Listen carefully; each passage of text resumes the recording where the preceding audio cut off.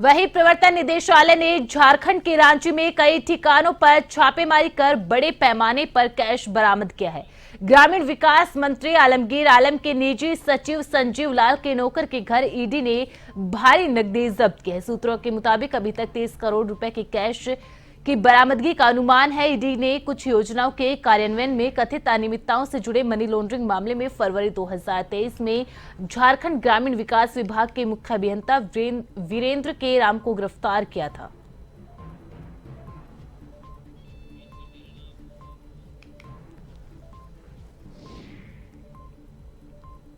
झारखंड में ईडी की बड़ी कार्रवाई, कई जगह पर ईडी ने छापेमारी की है। वहीं आलमगीर आलम के निजी सचिव के घर पर भी ईडी की छापेमारी है, जहां पर ईडी ने बड़ी संख्या में नकदी जब्त की है।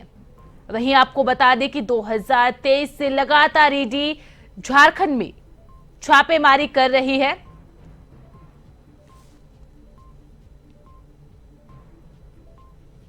अभी तक जानकारी में ईडी की छापेमारी में 30 करोड़ कैश बरामद किया गया है। लगातार 2023 से मनी लॉन्ड्रिंग के मामले में ईडी की कार्रवाई जारी है। वहीं आज झारखंड में कई जगहों पर ईडी की टीम ने रेड मारी और आलमगीर आलम के निजी सचिव के घर पर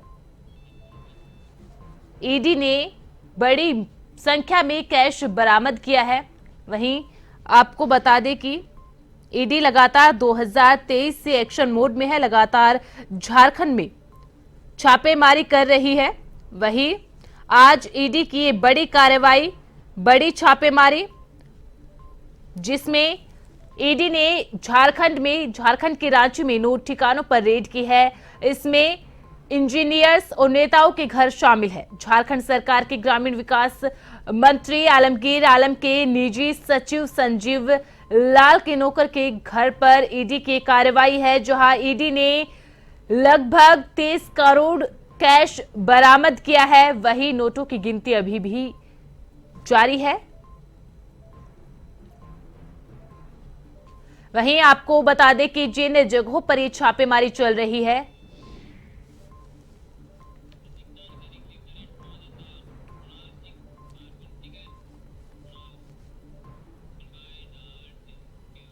ज्यादा जानकारी के लिए रुक कर लेते हैं हमारे वरिष्ठ संवाददाता कुणाल सिंह का। कुणाल, कब से ईडी की छापेमारी जारी है और अभी तक कितना कैश बरामद किया है? देखिए, आज सुबह से ही जो ईडी की कार्रवाई है वो जारी है। पूरे झारखंड में 6 ठिकानों पर ईडी जो है उन्होंने अपनी दबिश दी है। और ये जो वीरेंद्र राम को 2023 में ही ईडी ने गिरफ्तार किया था। उनके खिलाफ 100 करोड़ से ज्यादा बेनामी संपत्ति मिली थी।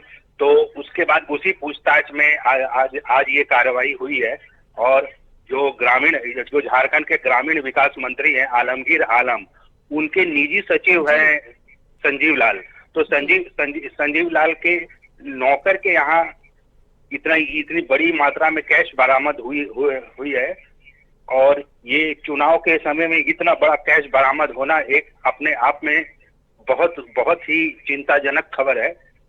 तो अब ये जो कैश बरामद हुई है, ये अभी तक तो जो जानकारी मिल रही है वो 20 करोड़ से ऊपर की मिल रही है, लेकिन अभी भी नोटों की गिनती जारी है। ईडी की कार्रवाई भी लगातार जारी है। तो मैं बता दूं कि ये जो संजीव लाल है, ये जो ग्रामीण विकास मंत्री हैं, उनके निजी सचिव हैं। और उनके नौकर के यहाँ इतनी बड़ी नगद मिलना, ये अपने आप में चुनाव के वक्त में एक बहुत बड़ी खबर है। कुणाल, देखिए, ईडी लगातार एक्शन मोड में है। इससे पहले झारखंड में भी ईडी ने एक बड़ी कार्रवाई की थी, जिसमें 300 करोड़ कैश बरामद किया था। और अभी लगातार दूसरी बड़ी कार्रवाई झारखंड के अंदर ईडी की तरफ से की गई है। जी बिल्कुल, जो 350 करोड़ मिले थे वो भी कांग्रेस के ही सांसद थे जी। और आलमगीर आलम जो है ये भी कोई कांग्रेस से ही है और विधायक दल के नेता भी हैं। जी। तो और उनके निजी सचिव के यहाँ या पीएस के यहाँ ये इतनी बड़ी रकम में कैश मिलना, ये अपने आप में एक बहुत बड़ी खबर है। कुणाल, जैसा कि आपने कहा कि 2023 से ईडी इस मामले में कार्रवाई कर रही है और लगातार एक के बाद एक तार जुड़ते जा रहे हैं, और ईडी जिस तरीके से कार्रवाई कर रही है, पूरा मामला आखिरकार है क्या जिसमें ईडी लगातार 2023 से एक के बाद एक तार जोड़ती जा रही है और इस तरीके की कार्रवाई सामने आ रही है?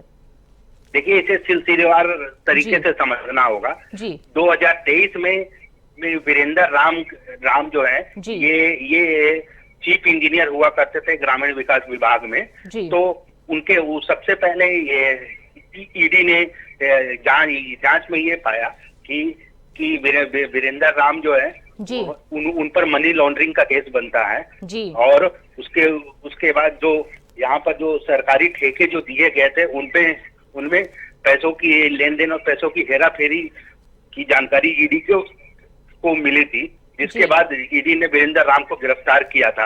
और उसके बाद से वीरेंद्र राम पर लगातार पूछताछ जारी है और अभी पिछले हफ्ते ही कोर्ट ने भी उनकी जमानत याचिका को खारिज कर दिया था।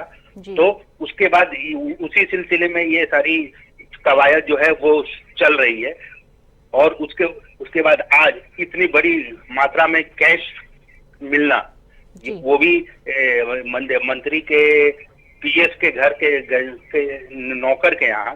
तो अब ये देखना होगा कि अब मैं आपको ये भी जानकारी दे दूं कि अभी जो ये कैश मिला है ये इतने में ही नहीं खत्म हो रहा है, क्योंकि अभी भी नोटों की जो गिनती है वो लगातार जारी है और जो नोट गिनने की मशीनें हैं वो लगातार आ रही हैं और नोटों की गिनती लगातार जारी है। अब ये अमाउंट आगे जाके कितना बढ़ता है और ये अकाउंट ये रकम कितनी बढ़ती है, इसके लिए हमें थोड़ा इंतजार करना पड़ेगा। लेकिन नोटों का अंबार देख के हम ये अंदाजा लगा सकते हैं कि ये कोई छोटा मोटा केस नहीं है। जी, बहुत बहुत शुक्रिया कुणाल, तमाम जानकारी हमारे साथ साझा करने के लिए।